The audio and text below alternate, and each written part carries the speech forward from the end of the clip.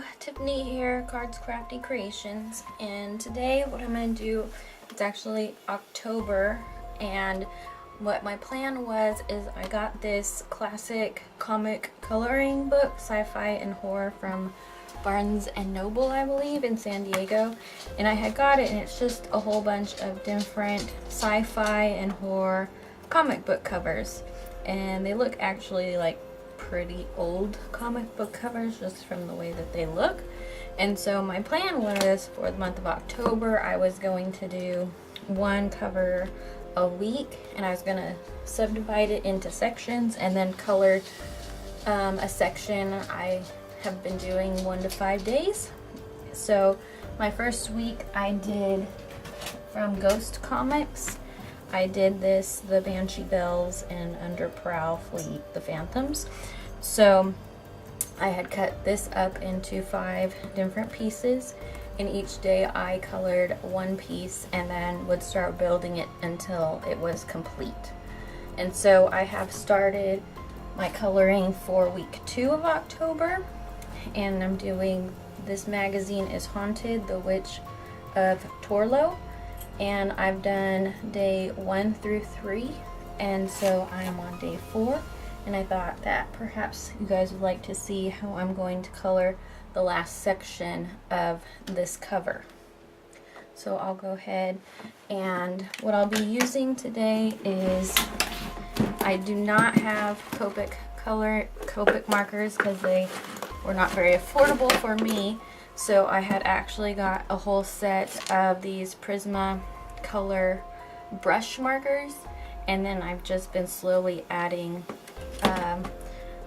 more here and there. I do have a couple of Copic Chow markers in here for the flesh tones and some of the greens and blues, and I bought a couple of purples because I didn't have a very good variety of some purple shades in the Prismacolor brush. But they are alcohol markers and they do work the same. They do have a brush nib. Here is the brush nib. You can see that. And then instead of a chisel nib, they actually have like a bullet nib on the other end, which is really helpful when you have to get into some tight spaces. But I did create a color chart, and these are what I will be using today to color this cover. So I'll put some music on and I'll get started with coloring the last strip of my piece. Actually, before I start coloring, what I do is I actually piece it back together so I can make sure that my shades cross over, so it's not a harsh gradient when I am piecing them back together. And when I do this, I just flip it over and line up the back image together, and then I just have some post-it tape. It's actually post-it, and it is tape so the whole piece is sticky, and I just line it up and just stick a couple pieces here. That way if I use tape, the tape could tear the paper, where this is not going to tear it, but it'll keep it together just enough for me to do what I need to do. Like I said, to get the gradients to match. And then I'll flip it over and then I'll color that part. And then once I'm all finished, then I will piece them all back together.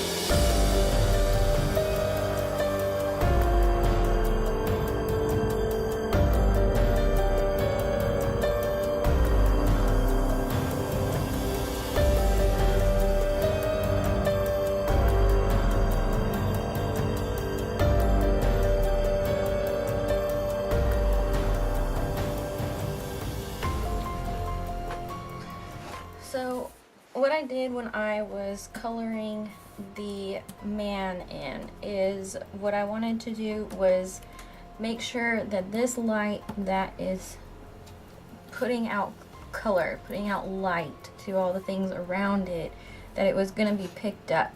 If you go and look at the original coloring of this, the light is reflecting onto the ghost and or which ghost, looks like a ghost to me, but is reflecting on him, his suit, because it's in front of the light, and reflecting onto parts of the witch.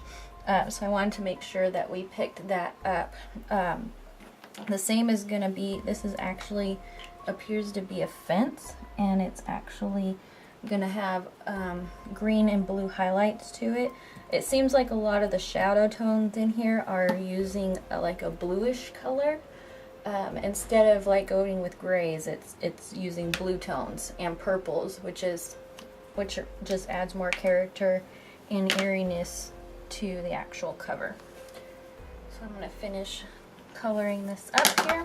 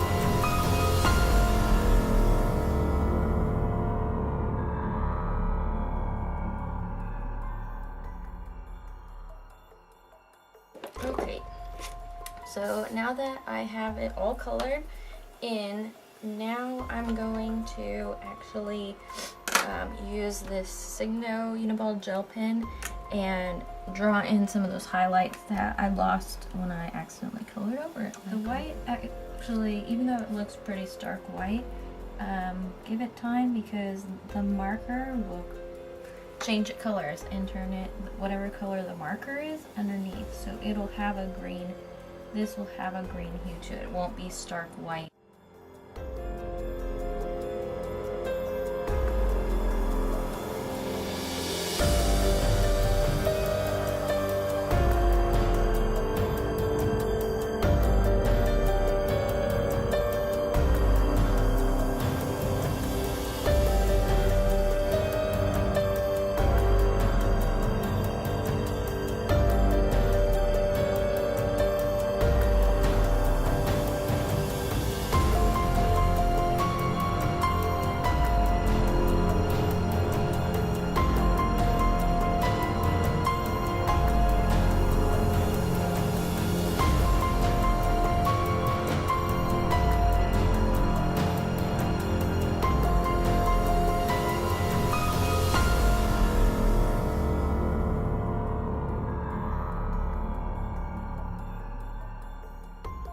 think that about completes the coloring. So I'm gonna go and get my black cardstock, cut the white edges off, and then I will be back to you'll see images of the final piece all put together as soon as I do that.